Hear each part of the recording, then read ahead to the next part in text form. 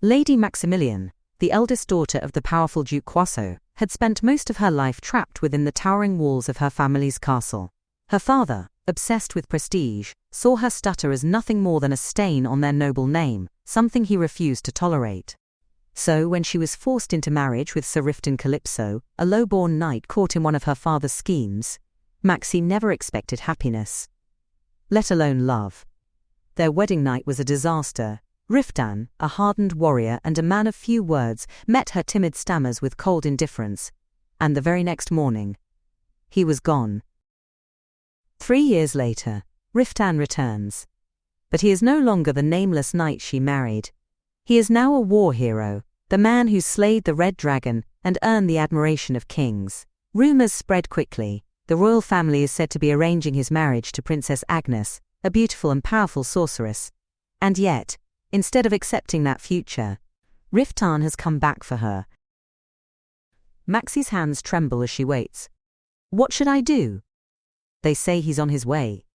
Her maid hesitates before speaking. I heard the royal family is planning his betrothal to the princess. Perhaps he has come to annul the marriage. Maxi's breath catches. Before she can respond, the door bursts open. Her father enters. Without warning, his cane strikes her. Have I not warned you about that disgusting stutter of yours? You useless thing. He reminds her coldly, Riftan is no longer beneath them. If he wants an annulment, the church will gladly grant it. And now there's talk of him marrying a princess. What kind of man would want a stuttering wife? Maxi says nothing, she simply endures. Memories of her wedding return, the whispers, the mockery. This marriage is nothing but a transaction. Her father had forced Riftan into it, and she knew it. That night, everything felt suffocating. Her father warned her one last time. This is your chance. If you fail, you will pay for it. In her chamber, the maid prepares her like an object. You must remain still. That is the virtue of a lady. Maxi trembles. What if he hurts me? If it is your husband's will, you must accept it. Then the door opens. Riftan enters. His presence alone fills the room. Silence stretches between them. I know you find me unpleasant, he says, but we must fulfill our duty. He gives her a choice. Do you want me to leave? She tries to speak, but the words won't come, so she simply shakes her head. That night passes in fear and confusion, and by morning, he is gone again, leaving her alone. Now, 3 years later, he stands before her once more, clad in armor, stronger, colder. My trembling wife, he mocks, waiting for her husband. Maxi can barely respond, her voice shakes.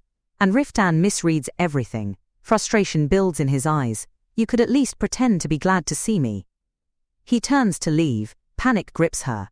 If he walks away now, everything will end, so she grabs him. And in that moment, he kisses her. The moment is broken by a knight interrupting them. Riftan, irritated, orders him out, but then comes the decision. We're leaving. Maxi freezes. Leaving. He doesn't explain, he simply takes her with him, to my estate, he says, where you should have been all along. Inside the carriage, silence fills the space between them. You are my wife, he tells her, and I don't need anyone's permission to take you with me. Maxi's thoughts spiral. Why her? When he could have had the princess, why take her instead? As the journey continues, Riftan finally speaks. We are husband and wife. We will spend the rest of our lives together. But his voice carries frustration. For 3 years you never came to me. Maxi's heart tightens. I didn't know where to go. But he doesn't believe her. My men came for you. Still, she insists. No one ever told me.